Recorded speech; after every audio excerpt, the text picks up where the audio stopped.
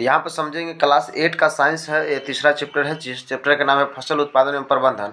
फसल किसे कहते हैं? तो उपयोगी पौधे को क्या कहते हैं? फसल। इसे डिटेल में लिख लिख दिया गया है। तो उपयोगी पौधों को क्या कहते हैं? फसल। एग्जाम्पल है गेहूँ, धान, आलू। समझ लेते हैं। रबी फसल ये कब बुआई किया जाता है? इसका अक्टूबर नवंबर में। ऐसे ऋतु के आधार पर फसल 3 प्रकार का होता है। हम बोल सकते हैं रबी फसल, खरीफ फसल, जायद फसल। ठीक है। रबी फसल इसका बुआई अक्टूबर नवंबर में किया जाता है, कटाई मार्च अप्रैल में कर दिया जाता है। और रबी फसल कौन सा ऋतु का फसल है? शीत ऋतु का। एग्जाम्पल इसका सिंपल याद रखने का, प्याज, मसूर, बसरीम, मूली, आलू, गाजर, मटर, गेहूं, जौ, चना, सरसों। ठीक है। इसके बाद यहाँ समझ लेते हैं खरीफ फसल। इसका बुआई जून जुलाई में किया जाता है, कटाई अक्टूबर नवंबर में किया जाता है। और ये वर्षा ऋतु का फसल। एग्जाम्पल है मक्का, ज्वार, तंबाकू, कपास, जूट, उड़द, मूंग, मूंगफली, सोयाबीन, चावल, गन्ना, बाजरा, लाल मिर्ची। जायद फसल ये इसका बुआई मार्च अप्रैल में किया जाता है, कटाई मई जून में कर लिया जाता है। याद रखना है। इसका ये ग्रीष्म ऋतु का फसल। एग्जाम्पल तरबूजा, खरबूजा, खीरा, ककड़ी, कद्दू, भिंडी, ये सब हो जाएगा इसका एग्जाम्पल।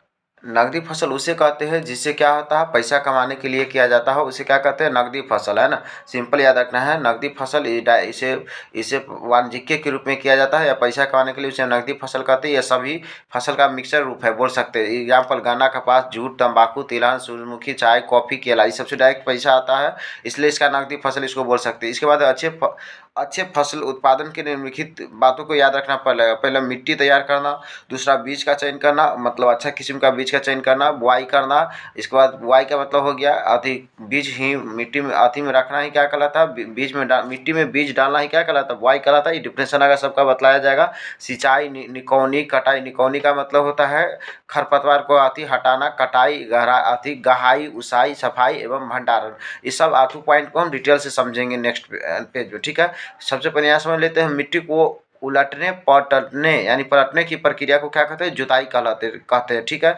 मिट्टी को उलटना पलटना ही क्या कहलाता है? जुताई कहलाता है। याद रहेगा। मिट्टी में बीज डालना ही क्या कहलाता है? बुआई। क्या कहलाता है? बुआई कहलाता है। यहाँ पर आप समझ लेते हैं उर्वरक और खाद में। उर्वरक अकार्बनिक लवक है, जबकि खाद कार्बनिक लवक है। सिंपल याद रखने का है, चाहे डिटेल से लिख दी है। यानी कि खाद क्या एक प्राकृतिक पदार्थ है जो गोबर, मानव अपशिष्ट एवं पेड़ पौधे के अवशेष विघटन से बनता है। यानी पेड़ पौधे के सड़ने गलने से क्या बनता है? खाद बनता है। सिंपल इसको याद रखने का। ठीक है। इसके बाद उर्वरक का उत्पादन फैक्ट्री में किया जाता है, जबकि खाद को खेत में बनाया जाता है। कहाँ बनाया जाता है? खेत में।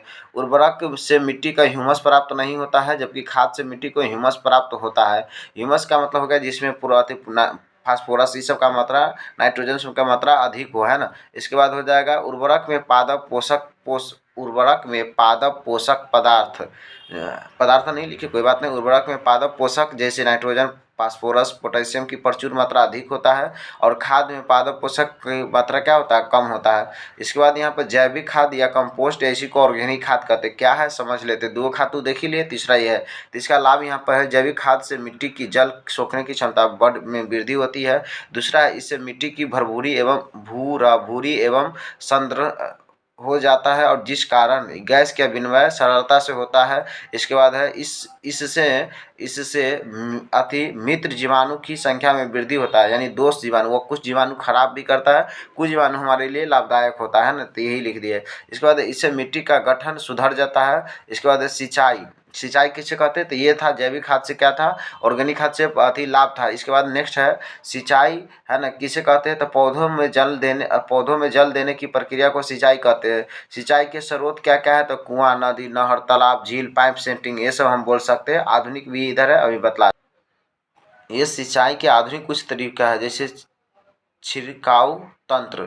इस विधि का प्रयोग असमतल भूमि के लिए किया जाता है, जहां पर जल कम मात्रा में उपलब्ध हो। वहां पर ऊर्ध्व पाइप नलों की ऊपरी सिरों पर घूमने वाला नल लगाया देता है, और सीमित क्षेत्र तक ही सिंचाई कर सकता है। जैसे नल लगा दिया गया है ऊपर, इस प्रकार से। तो इसे कहते हैं छिड़काव तंत्र विधि, और ये असमतल भूमि में किया जाता है। इसके बाद है ड्रिप तंत्र। समझ लेते हैं ड्रिप तंत्र क्या है। इस विधि में जल बूंद बूंद करके पौधे की जड़ों में गिरता है या दिया जाता है, अतः इसे ड्रिप तंत्र कहते हैं। ये फलदार पौधों को पानी देने के लिए सबसे अच्छा माना जाता है। कौन सा फलदार? ऑब्जेक्टिव में पूछा जाएगा, याद रखने का। ठीक है। जैसे ये पौधा हो गया, इसे ड्रिप विधि, थोड़ा सा इधर पानी फिर इसे यहाँ दिया जाता है, इसी को कहते हैं ड्रिप।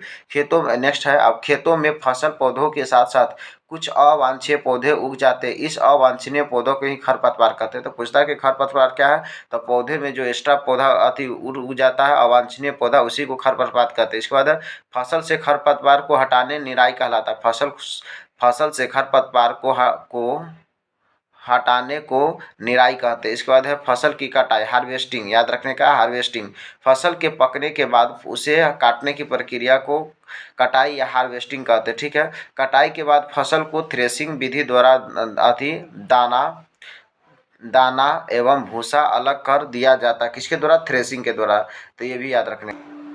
इसके बाद लिख दिया, हमारे देश में फसल कटाई के समय को उत्सव के रूप में मनाते हैं, इसे कटाई पर्व भी कहते हैं, है ना। जैसे पोंगल तमिलनाडु में मनाते हैं, बिहू असम में, ओनम केरल में और विशु भी केरल में, बंगला कहाँ मनाते हैं? मेघालय में। वंगला है, वंगला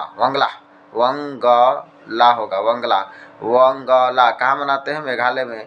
नवाई खाई उड़ीसा में, हरेली छत्तीसगढ़ में, लोहरी पंजाब और बैसाखी भी Punjab, नाबना waste Bengal, Sarhul Jharkhand, Makar Sankranti UP Gujarat MP में भी मनाते हैं। तो ये कुछ फसल कटाई के बाद कुछ फसल कटाई पर्व है जिसको मनाते हैं स्टेट में, इसको याद रखने का है। इसके बाद अनाज को भूसा से अलग कर और साफ करने की प्रक्रिया कहाई, उसाई एवं सफाई कहलाता है। भंडारण, अनाज को भंडारण करने के लिए उसमें नमी का मात्रा नहीं होना चाहिए, याद रखने का है। और अनाज को भंडारण से पहले अच्छी तरह से धूप में सुखा देना चाहिए। चलिए, जूट के भंडारण कहाँ कहाँ किया जाता है वो समझ लेते हैं। तो जूट के बोरों में, अति धातु के बड़े पात्र अथवा कोठी में, या FCI के गोदाम में, ये रखना है। अब यहाँ पे समझ लेते हैं, फसल को पानी देना ही सिंचाई कहलाता है। इससे पोषक तत्व फर्स्ट क्वेश्चन है, फर्स्ट नंबर और 6 नंबर का क्वेश्चन दे दिए, बाकी नोट से ही सबका क्वेश्चन आंसर बन जाएगा। ठीक है, तो फर्स्ट क्वेश्चन क्या, फर्स्ट क्या है?